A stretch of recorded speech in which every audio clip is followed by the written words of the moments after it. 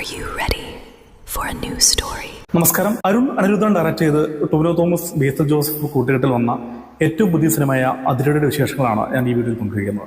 സിനിമയെക്കുറിച്ച് പറയുകയാണെങ്കിൽ അതിൻ്റെ ട്രെയിലറിൽ പറയുന്ന പോലെ തന്നെ ഒരുപാട് കാലമായി മുടങ്ങിക്കിടന്ന ഒരു ഉത്സവം നടത്താൻ 6-ാം നമ്പറിൽ ജഗന്നാഥൻ വരുന്ന പോലെ ഒരു കോളേജിൽ ഒരുപാട് വർഷമായിട്ട് നടക്കാതിരുന്ന ഒരു പരിപാടി നടത്താൻ നമ്മുടെ ബേസിൽ ജോസഫ് എത്തുകയാണ്.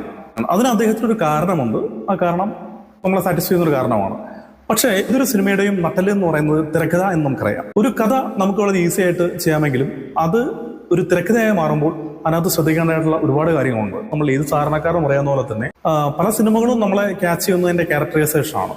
ഓരോ ക്യാരക്ടറിനും നമ്മളുമായിട്ട് ഇമോഷണലി ഒരു ബോണ്ടിങ് ഉണ്ടാകുമ്പോഴാണ് നമുക്ക് ആ സിനിമയിലോട്ട് കൂടുതൽ ലയിക്കാൻ കഴിയുക. ഇവിടെ അത് സംഭവിക്കുന്നില്ല എന്നുള്ളതാണ് യാഥാർത്ഥ്യം. സിനിമയ്ക്ക് വേണ്ടി ബേസിൽ ജോസഫ് എടുത്ത എഫേർട്ടിനെ ഒന്നും ഒരിക്കലും ഞാൻ തള്ളി പറയുന്നില്ല. അദ്ദേഹം എത്രയോ കിലോ ഒക്കെ കുറച്ചു എന്നുള്ളതൊക്കെ ഒരു ഇന്റർവ്യൂവിൽ പറയുന്നത് കേട്ടു. സത്യം തന്നെയാണ്. 35-നും 40-നും ഇടയ്ക്ക് പ്രായമുള്ള ബേസിൽ ജോസഫ് ഈ രജകുമാരായിട്ട് അഭിനയിക്കുമ്പോൾ നമുക്കത് ഡൈജസ്റ്റ് ചെയ്യാൻ വളരെ ബുദ്ധിമുട്ടൊന്നുമില്ല. അദ്ദേഹം ആ ഒരു ഗെറ്റപ്പ്, ആ ഒരു ഫിഗർ ഒക്കെ എടുത്തിട്ടുണ്ട്, ആ ഒരു എഫർട്ടൊക്കെ അദ്ദേഹം എടുത്തിട്ടുണ്ട്.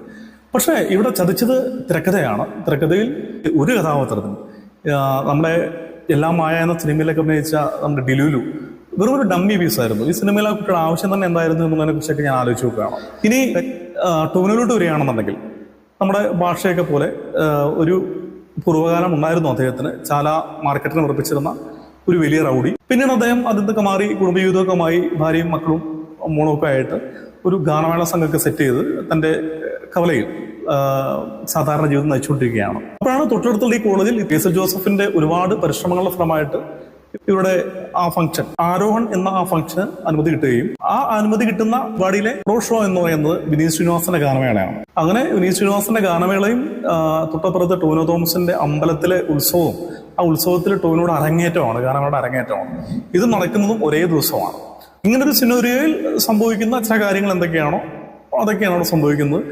വളരെ ദേഷ്യം തോന്നുന്ന ഒരു ക്രിമിനലുമായിട്ടും അല്ല ഈ സിനിമയിൽ ടൊവിനോ ഉള്ളത്. സാന്ദർഭികമായിട്ട് അങ്ങനെ ആയി പോകുന്നതാണെന്നുള്ളത് നമുക്ക് സിനിമ വ്യക്തമാവും. അപ്പോൾ ഞാൻ മുഴുവൻ കഥയും പറയുന്നില്ല. പടം ഇത്രയേ ഉള്ളൂ. ഫസ്റ്റ് ഹാഫ് ഫുള്ള് ലാഗാണ്, ഒരുപാട് ടെൻഷനുണ്ട്. ഭേദം സെക്കൻഡ് ഹാഫാണ്. ഈ ശ്രീനിവാസൻ, ഷാൻ റഹ്മാൻ കൂട്ടിയിട്ട് വരുന്നത് മുതൽ കുറച്ച് ഒരു ചിരിക്കുക വകയുണ്ട്. അത്ഭുതപ്പെടുത്തിയ ഷാൻ റഹ്മാനാണ്. അദ്ദേഹത്തിന്റെ പല TV ഷോസും കാണുമ്പോൾ തന്നെ എനിക്ക് തോന്നിയിരുന്നു അദ്ദേഹത്തിന് നല്ല ഹ്യൂമർ സെൻസ് ഉണ്ട്.